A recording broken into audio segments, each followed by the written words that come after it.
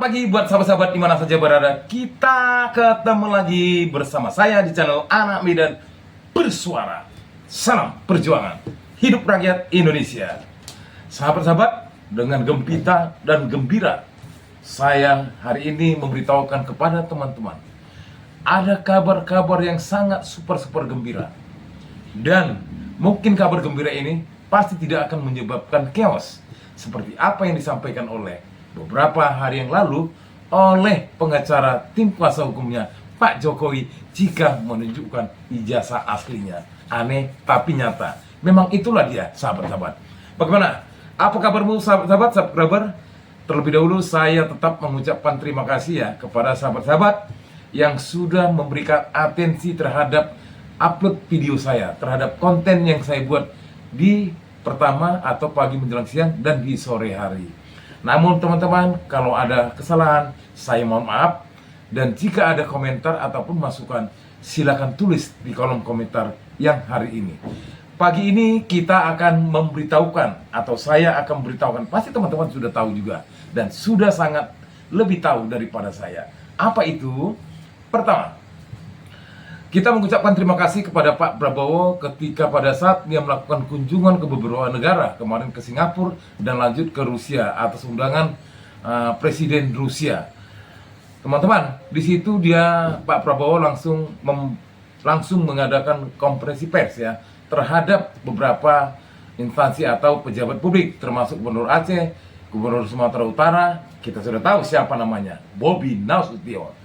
Begitu juga Menseknek ya. Begitu juga dari Menteri Dalam Negeri, bahkan Gubernur Aceh.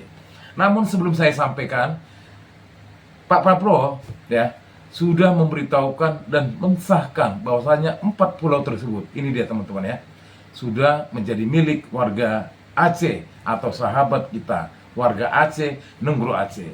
Saya sudah pernah teman-teman ke Banda Aceh dan sangat-sangat super. Dan ini saya apresiasi ya, ketika saya pada saat itu berkunjung di malam hari, ternyata warga Aceh itu sangat baik-baik teman.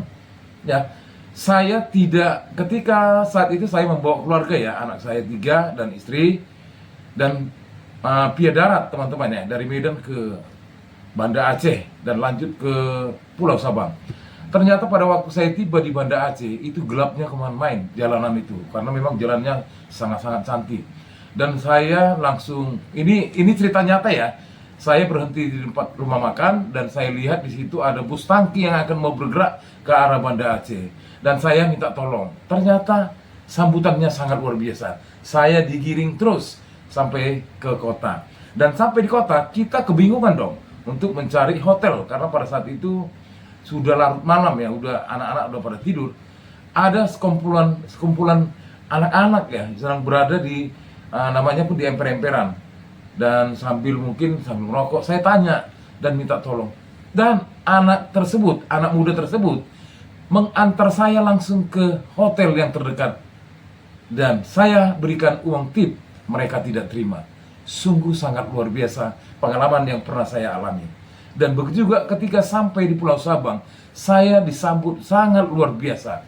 Ketika pada saat itu bulan puasa, dan kita juga harus menghormati pada waktu bulan puasa kita tidak bisa sembarangan makan ya, tetapi nanti pada waktunya ada dan kita diberitahukan. Dan ketika juga di lautan Sabang, saya diberitahukan agar tidak menggunakan untuk menangkap ikan ya, jaring, tapi pancing boleh. Sangat luar biasa kan? Inilah dia. Mengapa saya sedikit senggol ketika saya mengadakan kunjungan ke Aceh? Karena saya paham Banda Aceh itu orangnya Banda Aceh itu orangnya damai, tapi tidak akan damai apabila disinggung atau disenggol. Ya. Dan ini teman-teman, saya juga mengucapkan terima kasih kepada Pak Prabowo yang sudah memutuskan. Tapi maunya Pak Prabowo, perihal tentang ini, tolong dong ditegur Menteri Dalam Negerinya, Pak Tito Karnavian. Apa mentang-mentang karena dia diangkat oleh Pak Jokowi? Tidak juga ya. Dan begitu juga Bapak tegur itu, Pak Bobi, yang sudah melakukan sesuatu di luar, atau katakanlah apabila ini bersengketa, apa kita mau? Belum lagi Papua, belum lagi sahabat kita Banda Aceh karena mereka diusik. Jadi marilah kita jaga NKRI ini dengan damai dan sopan santun. Jangan dikit-dikit caplok, dikit-dikit caplok. Dan perlu saya tegaskan, nanti juga ada saya beritahukan. Ternyata almarhum Faisal Basri ya menyinggung agak sedikit ada nama Bobi, mungkin kemungkinan dugaan terlibat dalam penyeludupan nikel. Nanti ya, sekarang kita mau sampaikan ketika liputan 6 meliput tentang perihal apa yang dikatakan oleh Pak Prabowo. Kita ikuti.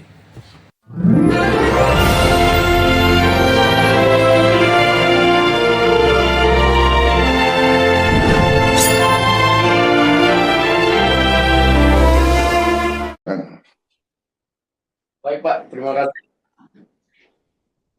Jadi kami telah membicarakan soal 4 pulau dan alhamdulillah tadi berdasarkan temuan baru dari Pak Mendagri, kita ketemu dokumen lama keputusan Mendagri tentang kesepakatan 2 gubernur yang pada waktu itu ditandatangani oleh Raja Inal Siregar, Gubernur Sumatera Utara, yang menyepakati bahwa 4 pulau itu masuk ke dalam wilayah Aceh, Pak. Nah, sehingga berdasarkan temuan dari bukti otentik yang didapat, kita tadi sudah bersepakat bahwa sebentar di hadapan Pak Presiden, 2 gubernur akan menandatangani pembaruan kesepakatan tentang 4 pulau yang masuk ke wilayah Aceh, dan setelah ini kita akan terangkan kepada masyarakat melalui media runut-runutan tentang bagaimana terjadi sengketa dan bagaimana akhir penyelesaiannya. Demikian dilaporkan, Pak. Baik, terima kasih. Saya kira demikian ya. Saya kira prinsip bahwa kita satu negara NKRI, saya kira itu selalu jadi pegangan kita.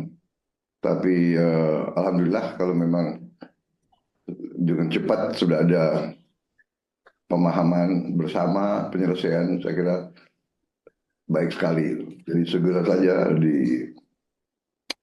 diumumkan ke masyarakat nanti, supaya nggak jadi bahan untuk bikin rame lagi. Suasana kita sangat bagus, jadi kita sangat perlu suatu penerangan terus ke rakyat. Ya, kondisi kita baik, kondisi ekonomi kita baik, pertumbuhan kita baik, produksi pertanian kita baik. Saya lihat kemajuan di semua bidang, jadi kita semua perlu untuk terus menjaga kondisi ini. Tapi apapun saya ucapkan terima kasih kepada saudara sekalian, kepada para menteri, para pejabat yang telah bekerja keras. Ya, saya sangat menghargai pekerjaan saudara, sangat menghargai kerjasama, teamwork. Saya merasakan teamwork kita sangat baik. Terima kasih, silakan. Bagaimana? Tegaskan Pak Prabowo? Jadi ini teman-teman, warga Aceh yang saya hormati, yang tersayang dan tercinta, sahabat NKRI. Kami juga warga Sumatera Utara memohon maaf ya, akibat ulah gubernur kami yang kami tidak tahu apa yang diucapkannya. Itu bukan mewakili warga Sumatera Utara, tapi mewakili gubernurnya, mewakili pejabatnya. Kami warga Sumatera Utara juga spontan, wow, kaget dan heran dan merasa kok bisa? Mau apa lagi? Waduh, jadi mohon maaf ya, sahabat-sahabat warga Aceh yang saya cintai, semoga apa yang sudah disampaikan oleh Pak Prabowo makin memperkuat rasa cinta kita kepada NKRI. Dan kami juga minta maaf akibat ulah Gubernur Sumatera Utara Pak Bobi Nasution yang melalui Menteri Dalam Negeri menginginkan mencaplok 4 pulau tersebut. Namun oleh karena kekuasaan Tuhan Yang Maha Esa, semua ini bisa terdamaikan. Oke sahabat warga Aceh, terima kasih. Dan kali ini teman-teman, kita juga kedapatan berita sangat luar biasa yang saya sebutkan di statement pertama tadi. Apa itu? Ternyata setelah Pak Prabowo membuat amunisi kuat kepada Kejaksaan Agung, tiba-tiba Kejaksaan Agung menunjukkan kinerjanya. Bayangkan dari 11,8 triliun teman-teman ya, perihal tentang kasus korupsi CPO. Ada kata Bang Asep, ini ada uang elit yang bermain. Tapi sepertinya kita apresiasi dulu. Kejaksaan Agung, terima kasih yang sudah menyelamatkan uang negara, uang rakyat Indonesia. Bayangkan 11,8 triliun. Utang kita hampir 8 triliun, tapi pakai dolar. Bagaimana teman-teman? Kita ikuti yuk videonya supaya kita semakin menarik. Dan nantinya arah channel ini atau upload video ini toh juga mengarah ke siapa lagi kalau tidak Pak Jokowi, perihal tentang kesehatannya dan ijazah dan skripsinya. Kita tonton. Selamat siang pemirsa, Breaking News Metro TV kami lanjutkan kembali bersama saya, Eva Wondo. Baru saja kita simak konferensi pers yang disampaikan oleh Kejaksaan Agung Republik Indonesia terkait penyitaan uang hasil tindak pidana korupsi dalam pemberian fasilitas CPO dan turunannya dari para terdakwa korporasi Wilmar Group sebesar lebih dari 11 triliun atau tepatnya 11,8 triliun rupiah. Kita akan kembali mengikuti perkembangan terkini dari lokasi pemirsa. Ini adalah visual uang yang disita oleh Kejaksaan Agung. Totalnya yang ditampilkan adalah 2 triliun rupiah. Ditampilkan sebagai bagian dari uang yang sudah disita 11,8 triliun rupiah dari perusahaan Wilmar Group terkait dengan kasus korupsi ekspor crude palm oil atau CPO.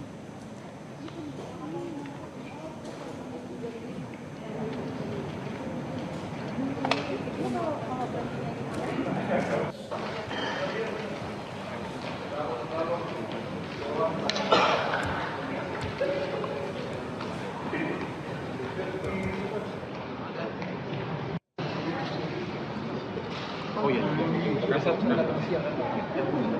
Bubit apa kasur Olimpik? Oh ya,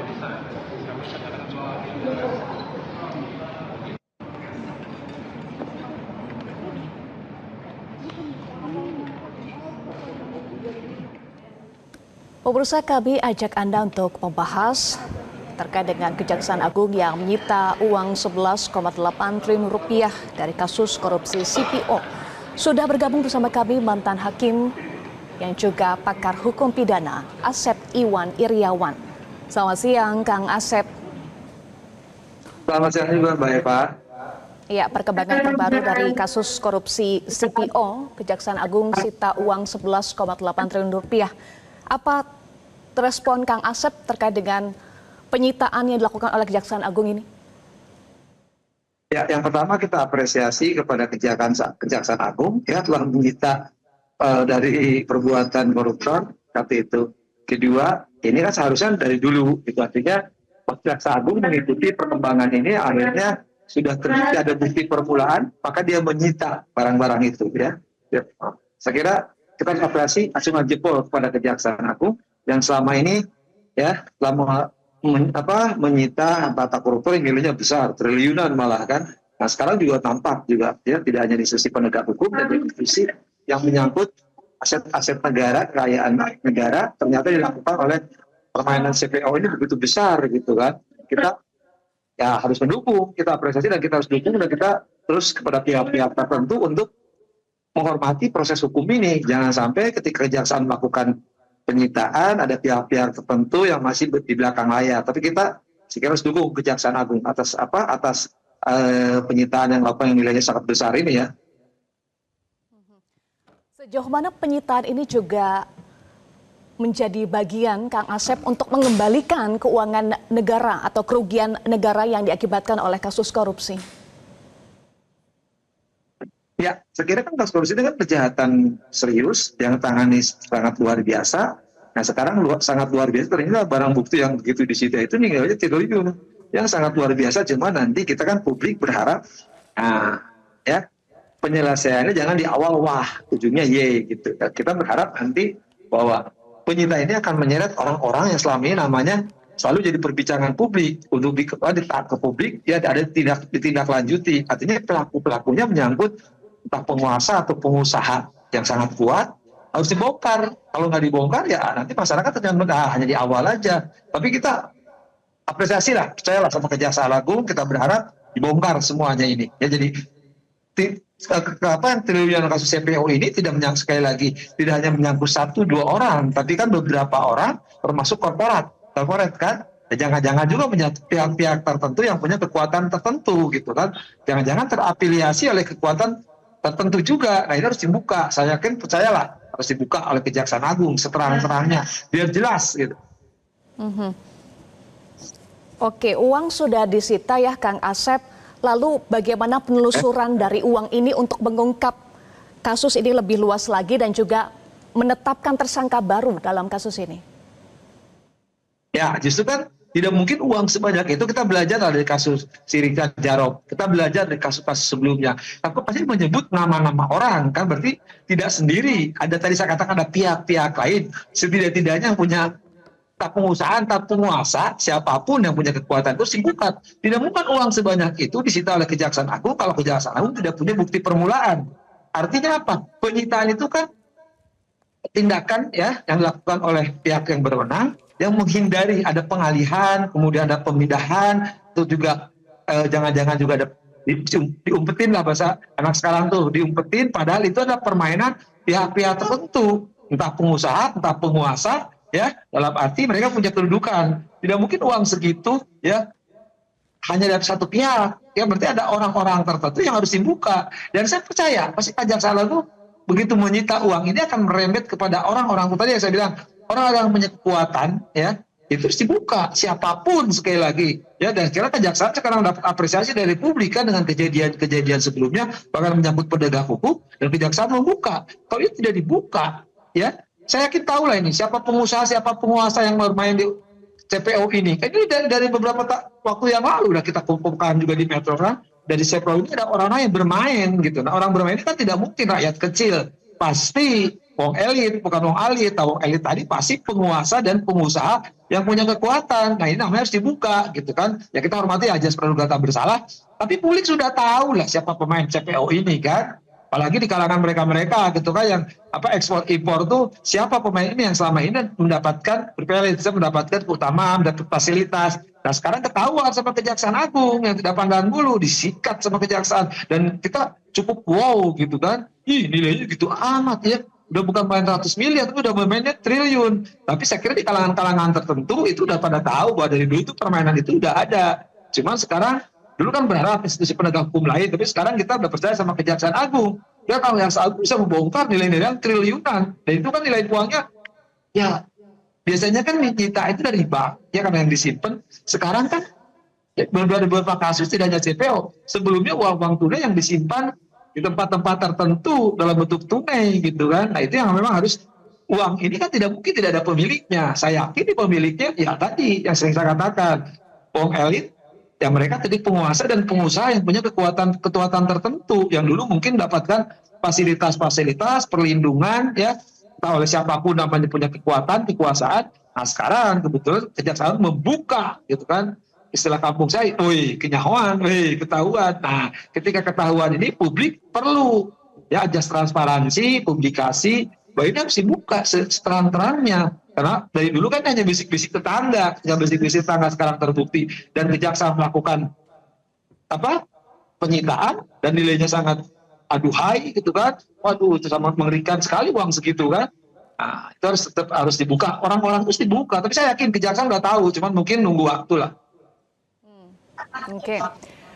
Kang Asep, terkait dengan perusahaan atau korporasi yang terlibat dalam kasus ini, apa kemudian pelajaran bagi para korporasi? Ini juga terlibat loh dalam kasus korupsi CPO. Ya, subjek hukum kan tidak hanya orang, ya termasuk badan hukum, dan korporasi. Bahkan Mahkamah Agung membuat aturan tentang penanganan kejahatan korporasi, ya kejahatan tidak pidana korporasi. Itu sampai dibubarkan. Nah itu kan kasus kemarin juga ada korporasi yang menyangkut beberapa sebelumnya itu kan yang akhirnya dilepaskan, yang kasus sebelumnya tuh si Junaidi, ya Saibi, kemudian si Marcelina itu kan menyangkut korporasi, 3 korporasi besar kan, yang akhirnya memunculkan nama-nama hakimnya yang disuap, itu juga menyangkut 3 korporasi besar. Nah ini juga korporasi ini juga yang harus ditindaklanjuti, ya tidak hanya korporasi tapi personalnya. Nah ini harus dibuka ya. Artinya apa? Ya itu udah ada petunjuknya, surat peraturan Mahkamah Agung bagaimana menangani perkara korporasi ya sampai proses tidak hanya sekali, tidak hanya kena denda, tidak hanya dibubarkan, tapi yang bersangkutan juga harus kena kepada personal. Jangan nanti di balik kejahatan korporasi yang ditindak ada pengurus atau perusahaannya. Ya padahal pernah ada jurisprudensi di Banjarmasin itu dulu orangnya juga kena gitu karena ini jangan sampai nanti orangnya lolos tadi yang punya kekuatan ya ikatan-ikatan tertentu tadi ya kekuatan politik, entah kekuatan kekuasaan. Nah ini orang-orangnya harus dijegal gitu kan. Artinya ya karena mereka begal ya harus mampu. Tapi percayalah, kejaksaan udah belajar dari kejadian besar ini harus. Tapi sekali lagi ini harus jangan hilang karena kita belajar dari kasus Pertamina kan seolah hilang gitu kan. Itu juga besar nilainya. Nah kemudian juga sekarang CPO ini juga berkaitan kan. Nah ini jangan sampai orang-orang yang selama ini ya selalu bermain ya jangan sampai lolos gitu kan. Ketika lolos kan mereka kan punya korporasi ini kan udah bermain dari dulu nih kan, orang udah tahu gitu kan, istilahnya sudah keturunan gitu kan, artinya udah gennya memang gen pemain di CPO ini. Nah ketika main di CPO korporasinya nanti ya diumumkan kejaksaan, kalau bisa cepat karena ajas peradilan itu sederhana, mudah, dia ringan. Artinya ada percepatan, jadi perkara-perkara ini percepatan. Dan kita percaya ya, ini di pengadilan ini kan sejak kemarin 2 minggu terakhir ini kan udah hakim-hakim baru, ketua pengadilan tingginya baru, dan ketua pengadilan juga baru, supaya nanti diturunkan hakim-hakim tipikor yang bentuk namanya. Dan saya percaya persis, kalau sampai pengadilan habis tuh orang-orang itu, habis sama hakim-hakim sekarang. Tuh hakim sekarang ini rombongan yang oleh ketua Mahkamah Agung kan diturunkan. Ini para malaikat-malaikat dipimpinan oleh Majab Nugroho dan Albertinaho. Dan saya beberapa ketua pengadilannya itu kan mana baru dilantik ya, itu betul-betul orang tahu. Dan saya yakin tidak akan lolos. Makanya saya kejaksaan percepat, umumkan orangnya, cepat bikin dakwaan, ya, cepat proses penyidikannya, cepat proses, kemudian kirim ke pengadilan hukum hakim-hakimnya, hakim yang baru memang fresh bener ya, betul-betul yang kemarin rombongan 100-an lebih itu hakim tipikor Jakarta itu hakim-hakim yang membentuk supaya nanti ya keadilan memang publik ya sekarang kan keadaban publik, keadilan publik, bahwa publik cuma nangkep ketangkep, palingnya ujungnya begitu, ininya begitu. Tapi sekarang pertunjukan, kejaksaan nangkep orang besar-besar, perkara sebelum besar, sampai di pengadilan, ajar oleh para hakim-hakim yang memang komandan lapangannya sangat persis kan, tuh yang putus komandan institusi Teguh, hakim Teguh itu dengan komandan-komandan sekarang memang siap itu menjaga-jaga para hakim ya. Dan saya harap cepat Kejaksaan Agung bongkar nama orangnya, percepat bikin supaya nanti di persidangan nampak gitu kan. Nah, kita ikutin terutama media ya, Metro yang selalu ngikutin kan. Ini menyangkut sekali lagi kasus CPO ini kan menyangkut istilah keturunan yang tidak pernah habis, gennya memang gen koruptor. Iya, Kang Asep, artinya ada optimisme ya dengan adanya kemarin mutasi hakim, lalu jika kasus ini dipercepat begitu sampai pengadilan, ada penegakan hukum yang akan adil ya Kang Asep nantinya di persidangan. Ya, saya sangat percaya ya taruhannya tumbuh rambut saya di kepala kalau nggak ini ya, karena ini saya kira hakim yang percaya, kejaksaan lagi gencar-gencarnya. Nah maka saya bilang ketika kejaksaan ajas peradilan sederhana mudah biar ringan, nanti ada percepatan penyelesaian perkara dan perkara cepat dilimpahkan, mumpung di para hakimnya baru turun ya, dan hakimnya memang betul-betul hakim pilihan dan itu dijamin ya, apalagi dipegang ya tadi sebelah hakim. Oke, selama ini itu pilihan, itu kan rekomendasi hakim pilihan seperti tipikornya yang sekarang ini betul-betul tidak hanya beberapa orang yang menjamin, penjaminnya adalah hakim-hakim pilihan. Artinya apa? Jangan harap sekarang perkara-perkara koruptor apalagi ini sudah mendarah daging, dan mudah-mudahan para hakimnya dengar acara Metro ini kan. Kalau enggak kita telajangi lagi seperti kasus Sisi Muiz gitu kan. Dan ini saya yakin pasti dodol. Saya yakin dodol ini yang ketangkap CPO oleh kejaksaan. Maka sebenarnya kejaksaan, ayo rekan-rekan para kejaksa-jaksa cepet bikin perkaranya, kasih ke tipikor, dihajar habis tuh, saya percaya. Ya. Iya, Kang Asep, kalau tadi kita simak pernyataan dari Kejaksaan Agung, ini berharap atau Kejaksaan Agung berharap ini bisa menjadi contoh bagi korporasi yang lain bahwa upaya penegakan hukum harus linear sebanding dengan pengembalian kepada negara. Sejauh mana itu betul-betul menjadi pembelajaran?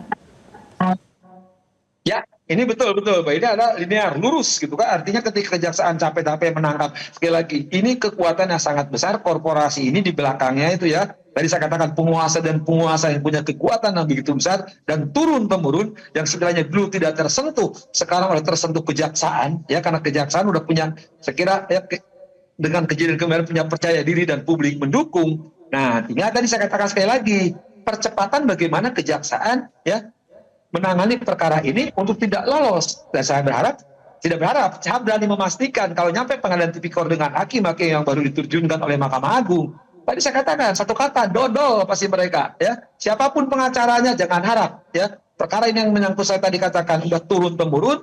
Ya, punya kekuatan dari dulu. Mereka dibalik kekuatan dan kekuasaan. Ya, dan mereka selalu berkelindan dengan kekuatan. Ya, kekuasaan. Ya, dan mereka sekarang kena oleh kejaksaan tanpa pandang bulu. Nah, inilah satu percontohan ketika kejaksaan mengatakan ini linear, ya artinya apa? Bahwa kejaksaan jalur lurus, jalur tegak lurus, jalur yang dipilih adalah tegakkan hukum dan keadilan.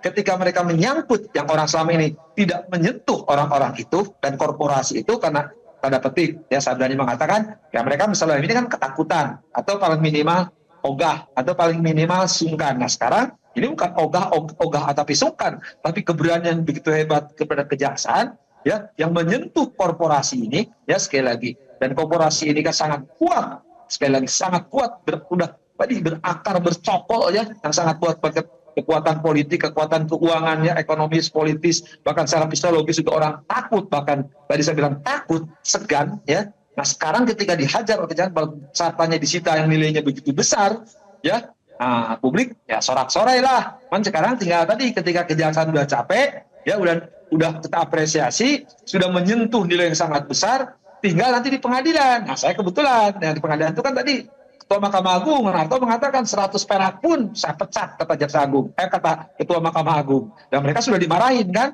tidak boleh memakai barang bermerek. Nah, kebetulan saya udah tahu persis di hakim-hakim tipikor, yaitu hakim yang masuk Jakarta ini termasuk perangkat hakim tipikor. Ya hakimnya dikenal, yang sering saya katakan itulah mazhabnya Nugroho dan Albertinaho, ya artinya mereka itu orang yang ya tidak takutnya sama Tuhan, sudah tidak mau duit lah. Jadi jangan harap, saya kasih tahu ya korporasi dan orang-orangnya jangan Anda cobalah. Silakan Anda musuh berapa triliun pun mengalahkan Arif kemarin 60 miliar, saya percaya penuh ya pada teman-teman junior saya yang sekarang sedang bertugas di Jakarta boleh melaksanakan tugas. Dan karena itu kuncinya kecepatan ya, cepat tepat jaksa membuat dakwaan. Tapi dakwaan ini gampang kok ya.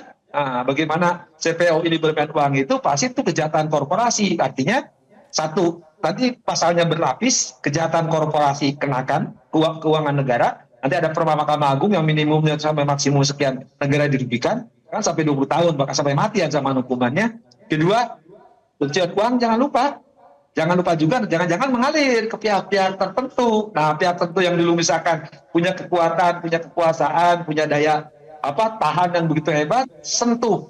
Ya, artinya nanti ketika korupsi, pencucian uang, ya, harus pertahanan juga pasal penyertaan, ya. Jadi penyertaannya tidak hanya di antara mereka, tapi bisa nyentuh entah para mantan, entah para yang masih bercokol, habisin tuh. Saya percayalah Kejaksaan Agung gitu, percaya pasti nyangkut. Karena uang segitu itu tidak mungkin korporasi bermain sendiri, artinya bermain sama teman-temannya. Nah kebetulan hakim tidak boleh bermain sendiri, makanya hakim tidak akan bermain sendiri. Hakim akan bermain dengan penegakan hukum dan keadilan. Kebetulan kejaksaan lagi semangat, hakimnya juga harus semangat. Nah publik pun ya harus diberi kepercayaan bagaimana penegak hukum ini benar. Jangan artinya gini, kita kaitkan. Nah, ini tunjukkan ketika para hakim gajinya dinaikkan, ya tidak hanya untuk orang-orang terpencil. Nah, hakim-hakim Jakarta pun perlu dinaikkan. Tidak hanya gaji, saya katakan kan, gaji sama remunerasi artinya tunjangan perlu disatukan gede. Nah, artinya ditunjukkanlah ketika menangani perkara. Bukan kita semangatnya menghukum, bukan semangatnya kita untuk, tapi kan fakta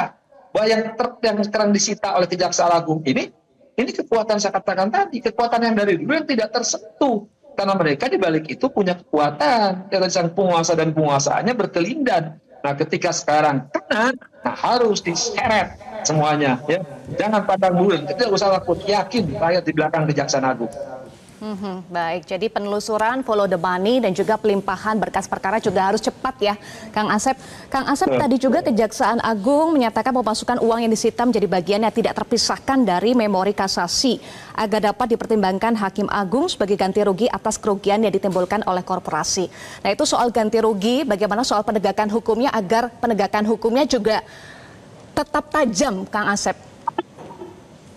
Ya, kan jenis hukuman itu ada hukuman pokok, pasal 10 ada hukuman tambahan, ya.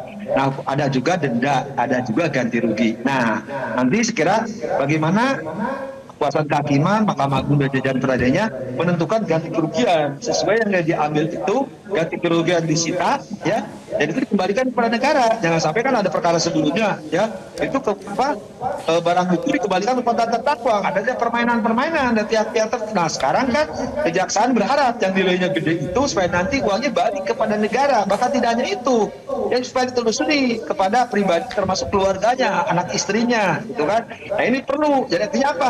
Kalau ini disentuh, ya, dijadikan uang pengganti. Contoh Kumis lah kemarin, Kumis itu bagus sekali. Ya, kalau dia tidak sanggup mendapatkan, itu dari jurisprudensinya, Saudara Teguh memutuskan pengadilan tinggi DKI kan, 420 miliar loh. Kalau tidak dibayar 10 tahun. Nah, jadi nanti ketika uang pengganti itu nilainya sesuai dengan negara dirugikan atau ya jumlah itu, maka tidak dengan hukuman maksimal juga bila perlu penggantinya 20 tahun juga kan, supaya mereka asetnya disita, tidak hanya di aset yang ada sekarang, termasuk aset yang sudah digunakan. Baik, terima kasih untuk analisa Anda, Kang Asep, pakar hukum pidana Asep Iwan Iryawan sudah bergabung bersama kami. Kita nantikan pengembangan kasus ini dan juga penetapan tersangka baru tentu kita akan tunggu ya, termasuk pelimpahan berkas perkara dan nantinya persidangan yang tadi Kang Asep sampaikan.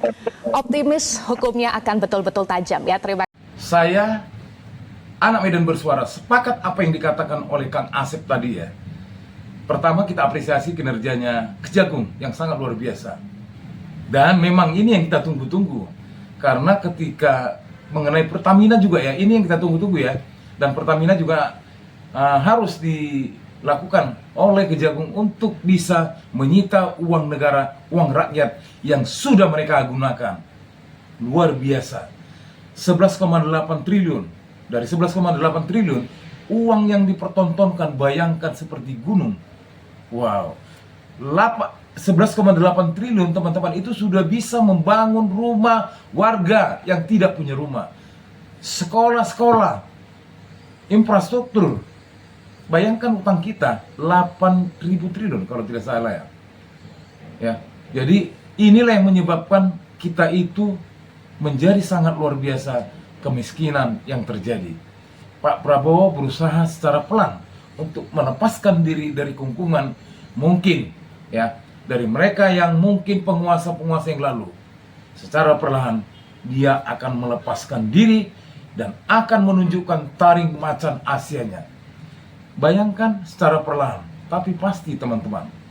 Dan semoga juga Pak Prabowo ya bisa melepaskan apa yang memang mungkin harus dilepas. Contohnya mereka yang masih merasa dirinya atau katakanlah anggotanya Pak Jokowi ya, secara perlahan, karena menteri atau kementerian masih banyak juga orang-orangnya Pak Jokowi. Semoga saja melalui reshuffle Pak Prabowo bisa memberikan sesuatu yang sangat luar biasa agar cita-cita Pak Prabowo seperti yang dikatakannya, sebelum Tuhan memanggil, alangkah baiknya aku memberikan yang terbaik buat bangsa dan negara. Terima kasih Pak Prabowo, begitu besar hatimu untuk bangsa Indonesia ini. Namun Pak, perlu kami sikapi juga setelah Bapak menyelesaikan 4 pulau. Begitu juga Bapak menginstruksikan Kejagung. Alangkah baiknya Bapak menggantikan Kapolri agar bisa menyelesaikan perihal tentang apa yang disuarakan oleh teman-teman kami tim pencari fakta kebenaran tentang ijazahnya Pak Jokowi. Coba bayangkan Pak, Bareskrim Polri sudah menyampaikan data-data yang sudah diberikan, ya, yang sudah disampaikan. Ternyata dari data-data tersebut makin menganga kebodohan. Begitu juga Saudara Rismon ketika melakukan kunjungan ke perpustakaan koran di Jogja. Surat kabar yang dikatakan 18 Juli 1980 tersebut tidak kelihatan Pak jejaknya. Ada apa? Dan petugas penjaga perpustakaan tersebut mengatakan koran tersebut sudah berada di Bareskrim, disita atau sementara dipinjam. Apa seperti itu? Pak Prabowo yang terhormat, saya memang bukan pemilih Bapak ketika pada masa itu. Namun melihat langkah gegap Bapak, ya, Bapak sudah mulai menunjukkan taring macan Asia. Dan Bapak sudah melakukan sesuatu yang berguna bagi bangsa dan negara. Semoga apa yang akan kita jalani ini, Pak. Karena memang kondisi ekonomi lagi tidak baik-baik saja. Lihatlah lapangan kerja sudah sangat sulit. Apakah ini yang memang mau kita harapkan? Tidak. Namun Bapak secara perlahan memperbaiki keadaan ekonomi kita, melakukan efisiensi sangat luar biasa. Saya juga melihat ketika para elit-elit, katakanlah pejabat-pejabat yang tidak lagi mau sidang di hotel, yang tidak makan di restoran lagi, dan memang terbukti Pak, ampuh. Dan memang imbasnya kami merasakan memang Pak, karena saya adalah kerja di salah satu entertain di hotel, memang terasa terimbas. Namun kami percaya tujuan Bapak itu baik. Bagaimana sahabat-sahabat para konten kreator, mari kita suarakan suara kebenaran. Begitu juga para subscriber saya, semoga Pak Prabowo mendengar apa yang kita beritahukan ya. Dan bukan hanya di 4 pulau tersebut, bukan hanya untuk penguatan Kejagung, tapi mari kita bersih-bersih di badan penegak institusi Polri, karena ini sangat amat penting. Seperti apa yang Bapak pernah katakan, buat apa punya polisi atau Polri yang bagus, profesional, tapi toh juga penjahat atau koruptor bisa lepas. Baik teman-teman, di akhir penghujung konten ini, saya hanya bisa berharap pada teman-teman, semoga konten ini menjadi inspirasi buat kita semua. Dan saya juga berharap atensinya terhadap upload video saya di pagi menjelang siang ini bisa menjadi kenyataan.